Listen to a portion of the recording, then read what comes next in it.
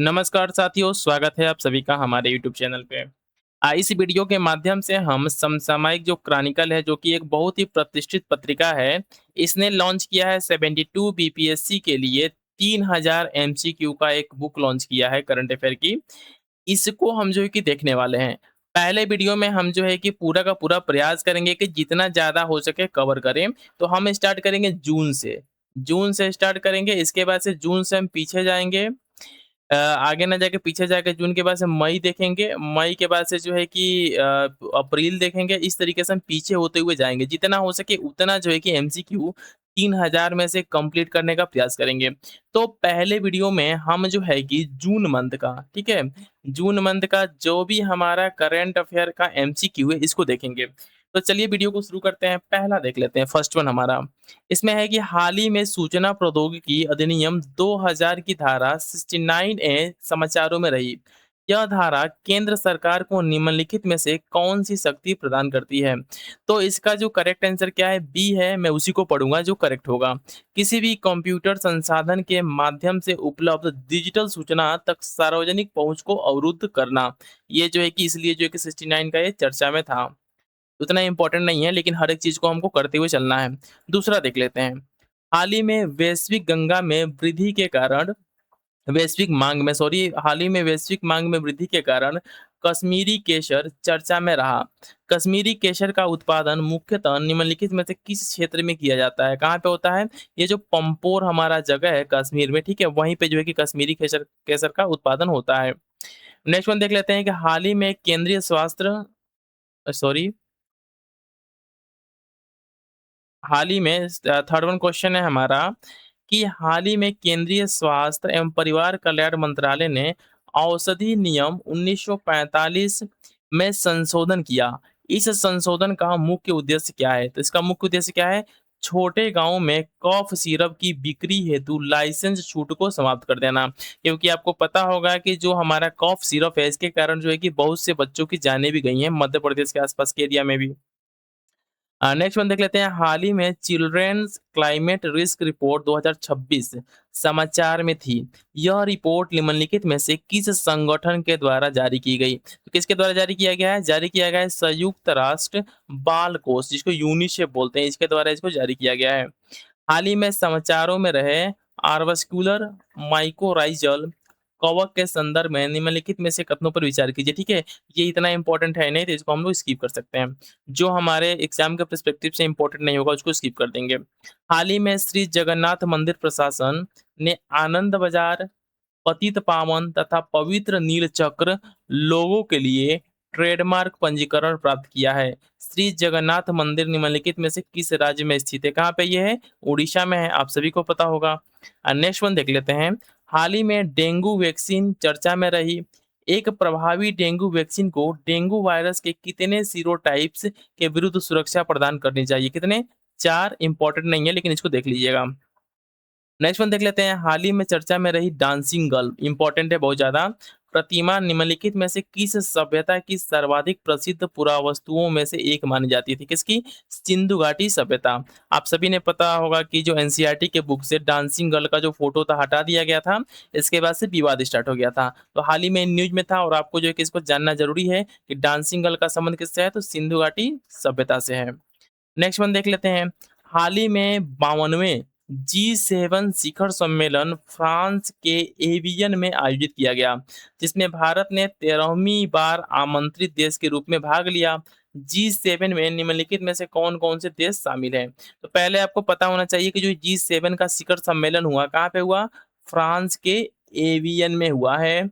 साथ ही में ये कितने नंबर का था? तो 52वें नंबर का था। और इसके जो है कि मेंबर स्टेट कौन कौन से हैं?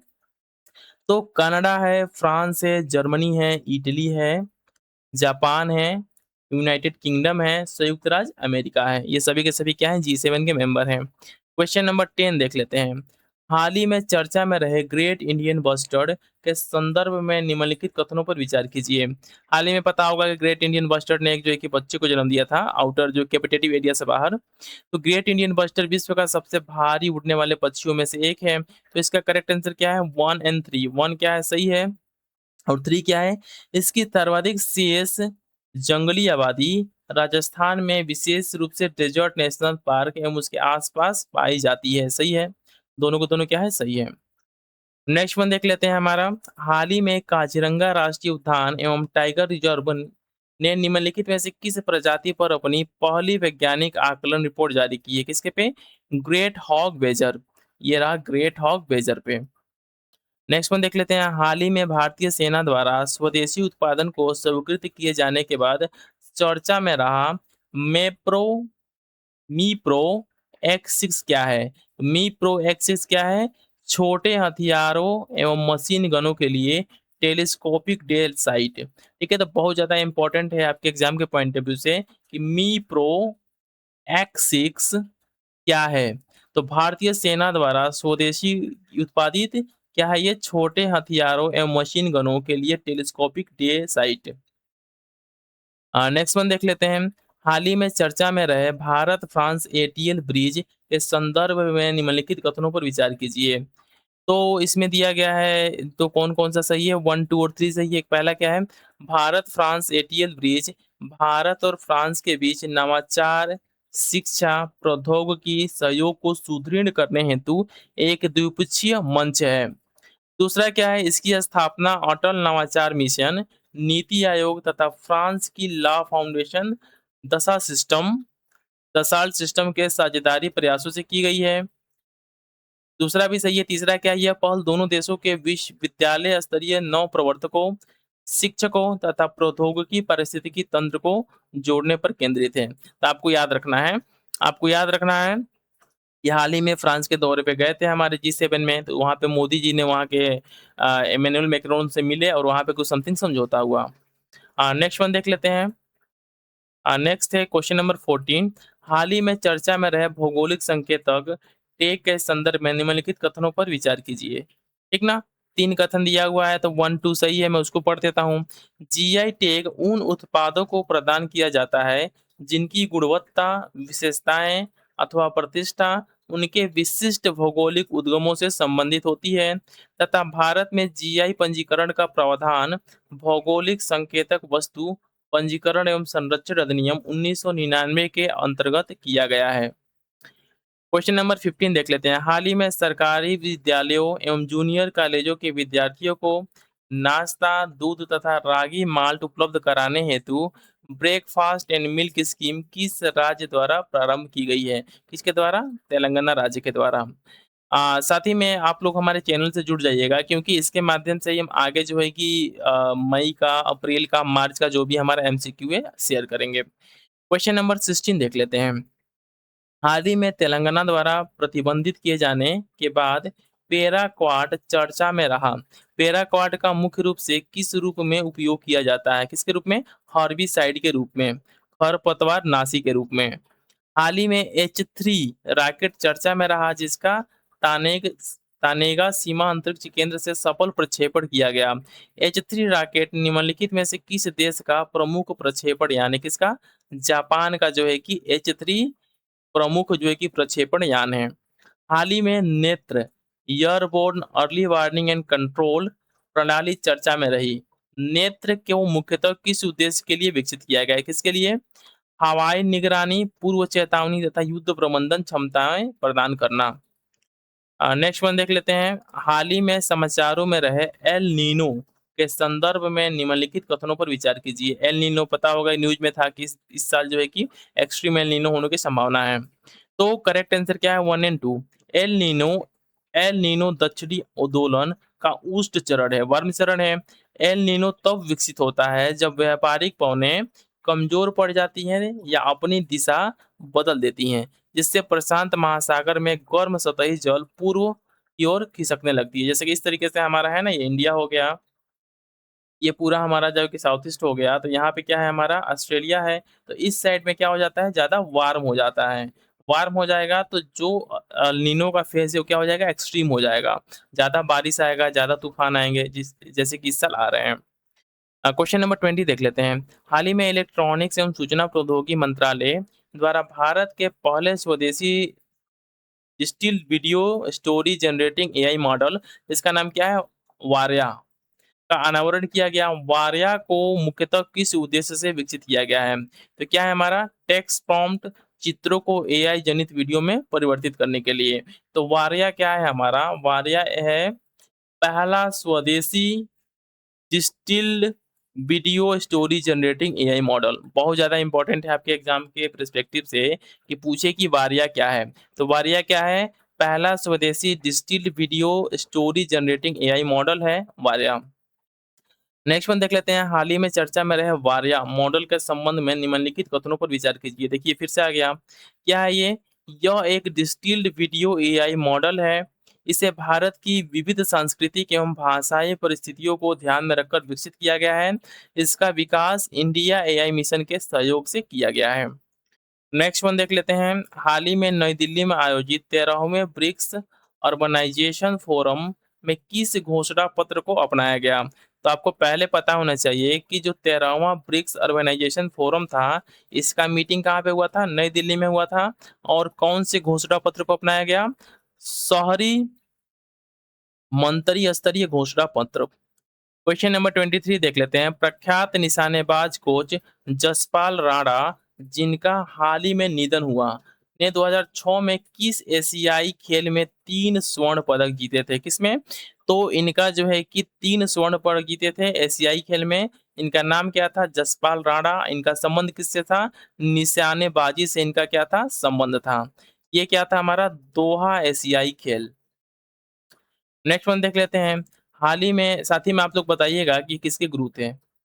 नेक्स्ट वन देख लेते हैं। हाल ही में केंद्र सरकार द्वारा दूरसंचार, टेलीविजन, रेडियो एवं संबंध सेवाएं नियम 2026 का मसौदा जारी किया गया। निम्नलिखित में से कौन सी सेवा इनके दायरे में शामिल है? तो क्या है हमारा? Head and in the sky hit सेवा। क्वेश्चन नंबर 25 देख लेते हैं कि हाल ही में संघाई सहयोग संगठन की 25वीं वर्षगांठ के अवसर पर Central Asia the core of the SCO space of peace and share development शीर्षक अंतर्राष्ट्रीय सम्मेलन का आयोजन कहाँ किया गया? कहाँ पे किया गया है? दुशांबे। दुशांबे में इसका आयोजन किया गया है। नेक्स्ट वन देख लेते हैं। हाल ही में भारत ने आईसीसी पुरुष एक दिवसीय टीम रैंकिंग में अपना शीर्ष स्थान बरकरार रखा। रैंकिंग में दूसरा स्थान किस देश को प्राप्त हुआ है? तो ये है हमारा न्यूजीलैंड। नेक्स्ट वन देख लेते हैं। हाल ही में केंद्रीय रक्षा मंत्री ने एकीकृत बैटरी ऊर्जा भंडारण प्रणाली के साथ 250 मेगावाट की सौर ऊर्जा परियोजना के विकास को मंजूरी दी है। यह परियोजना निम्नलिखित में से किस स्थान पर स्थापित की जानी प्रस्तावित है? कहाँ पे? सीतापुर में। बहुत ज्यादा इंपॉर्टेंट है यूपीपीसीएस वाले बच्चों के लिए कि हाल ही में केंद्रीय रक्षा मंत्री ने एकीकृत बैटरी ऊर्जा भंडारण प्रणाली के साथ 250 मेगावाट की सौर ऊर्जा परियोजना के विकास को मंजूरी दी है। यह परियोजना निम्नलिखित में से किस स्थान पर स्थापित की जानी है? कहाँ पे? सीतापुर में।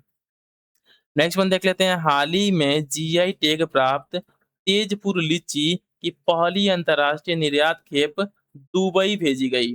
तेजपुर लीची मुख्य रूप से निम्नलिखित में से किस राज्य से संबंधित है? कहाँ से? आसाम है। तेजपुर आसाम में ही आपको पता होगा। तो आपको ये पता होना चाहिए कि जो तेजपुर की लीची थी, जिसको क्या मिला है? जीआई टैग मिला है। कहाँ पे? दुबई में निर्यात किया गया है। और ये तेजपुर की लीची का संबंध किससे है? आसाम से है।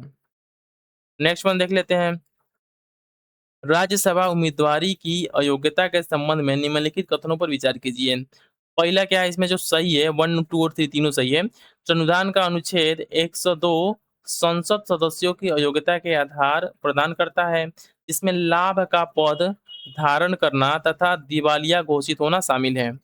जन प्रतिनिधित्व अधिनियम 1951 कुछ अपराधों एवं दोष सिद्धियों के कारण उत्पन्न अयोग्यता से संबंधित वैज्ञानिक प्रावधान निर्धारित करता है। साथ ही में तीसरा क्या है? निर्वाचन संचालन अधिनियम 1961 के तहत फॉर्म 26 में उम्मीदवारों को अपनी परिसंपत्तियों, देनदारियों, आपराधिक पृष्ठभूमि, शैक्षिक शैक्षिक योग्यताओं तथा आयकर रिटर्न दाखिल करने की स्थिति का विवरण देना होता है। सभी के सभी क्या है? सही है। नेक्स्ट वन देख लेते हैं। हाल ही में पहले made in India Airbus C295 सैन्य परिवहन विमान ने फाइनल असेंबली लाइन से अपनी पहली परीक्षण उड़ान सफलतापूर्वक पूरी की। इस विमान के लिए फाइनल असेंबली लाइन निम्नलिखित में से किस स्थान पर स्थित है? कहाँ पे? वडोदरा में। इतना इंपॉर्टेंट है इन्हें। हाल ही में किस राज्य सरकार ने सरकारी नौकरियों और कार्यरत कर्मचारियों के लिए पात्रता से जुड़ी 2 बच्चे की शर्त वापस ले ली? किसने? मध्य प्रदेश ने वापस ले ली। नेक्स्ट वन देख लेते हैं। हाल ही में केंद्र सरकार ने वस्त्र क्षेत्र की उत्पादन आधारित प्रोत्साहन योजना के तीसरे चरण के अंतर्गत 22 नए आवेदकों को मंजूरी दी है। यह योजना निम्नलिखित में से किन उत्पाद श्रेणियों को कवर करती है? किन उत्पाद श्रेणियों को? मानव निर्मित फाइबर परिधान, मानव निर्मित फाइबर कपड़े तथा तकनीकी वस्त्र। क्वेश्चन नंबर 33 देख लेते हैं। हाल ही में भारत ने अपनी सरकारी प्रतिभूतियों को Bloomberg global aggregate bond index में शामिल कराने हेतु पूंजी बाजार बाजार सुधार कर रहा है। Bloomberg global aggregate bond index मुख्य रूप में से निम्नलिखित में से किसके प्रदर्शन को मापने वाला मानव सूचकांक है? किसको? ये है वैश्विक संप्रभु एवं कॉर्पोरेट ऋण बाजारों के निवेश योग्य निश्चित ब्याज दर वाले बॉन्ड को। अब यहाँ पे देख लेते हैं, ये इतना इंपॉर्टेंट है नहीं, इसको स्किप कर सकते हैं। Now question number next one देख लेते हैं। हाल ही में एआई कंपनी एंथ्रोपिक ने सार्वजनिक रूप से क्लाउड फेबल 5 नामक मॉडल जारी किया है। यह निम्नलिखित में से किस श्रेणी के एआई मॉडल से संबंधित है? तो किस श्रेणी के? माइथोस क्लास एआई मॉडल से संबंधित है। नेक्स्ट वन देख लेते हैं। हाल ही में फ्रेंच ओपन के 125वें संस्करण का समापन हुआ। इस टूर्नामेंट का महिला एकल खिताब किसने जीता? तो मीरा एड्रिडोवा ने खिताब जीता। हाल ही में पंचायती राज मंत्रालय ने राज्य वित्त आयोग के लिए डेटा सेट संबंधी एक रिपोर्ट जारी की। राज्य वित्त आयोग भारतीय संविधान के किस प्रावधान के अंतर्गत गठित संवैधानिक निकाय है? तो इसका आंसर क्या होगा? अनुच्छेद 243 का 6 या आई। नेक्स्ट वन देख लेते हैं। हाल ही में भारत निर्वाचन आयोग ने राज्यसभा की रिक्त सीटों को भरने हेतु चुनाव की घोषणा की। राज्यसभा चुनाव के संदर्भ में निम्नलिखित कथनों पर विचार कीजिए। तो पहला क्या है? आंसर 2 एंड 3 सही है, मैं इसको पढ़ता हूँ। राज्यसभा के चुनाव अनुपातिक प्रतिनिधित्व प्रणाली के अंतर्गत एकल संक्रमणीय मत पद्धति से कराए जाते हैं और राज्यसभा एक अस्थायी सदन है और इसे भंग नहीं किया जाता। ठीक है। नेक्स्ट वन देख लेते हैं। हाल ही में समाचारों में रहे प्रधानमंत्री सुरक्षित मातृत्व अभियान के संदर्भ में निम्नलिखित पर विचार कीजिए। ठीक है, इतना इंपॉर्टेंट है, नहीं छोड़ सकते हैं इसको। हाल ही में राष्ट्रीय प्राणी उद्यान नई दिल्ली में एनजेपी साथी ऐप लॉन्च किया। एनजेपी साथी ऐप एक सर्वोत्तम मॉडल निम्नलिखित में से किस रूप में किया जा सकता है? तो बी होगा। जीपीएस सक्षम इंटरेक्टिव मोबाइल एप्लीकेशन है जो चिड़ियाघर आगंतुकों के लिए वर्चुअल साथी के रूप में कार्य करता है। हाल ही में चर्चा में रहा अजोव सागर किन 2 देशों से घिरा हुआ है? तो किससे? रूस और यूक्रेन से घिरा हुआ है।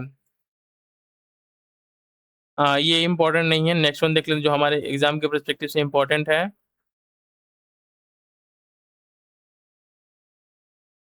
हाल ही में खनिज विदेश इंडिया लिमिटेड ने अर्जेंटीना में किस महत्वपूर्ण खनिज के गहन अन्वेषण हेतु 5 खनिज ब्लॉक प्राप्त किए हैं? ये क्या है? लिथियम। ठीक है। तो इस तरीके से हमने 44 क्वेश्चन देख लिए जून के, ठीक ना? तो आप लोग जितना ज़्यादा सब्सक्राइब करेंगे और कमेंट करेंगे ना, उतना जल्दी-जल्दी जो है कि हम जो भी वीडियोस अपने चैनल पे अपलोड करेंगे। तो जितना जल्दी हो सके आप लोग चैनल को सब्सक्राइब कर लीजिए और साथ ही में वीडियो को लाइक भी कर दीजिएगा। थैंक्स फॉर वॉचिंग, मिलते हैं नेक्स्ट वीडियो में।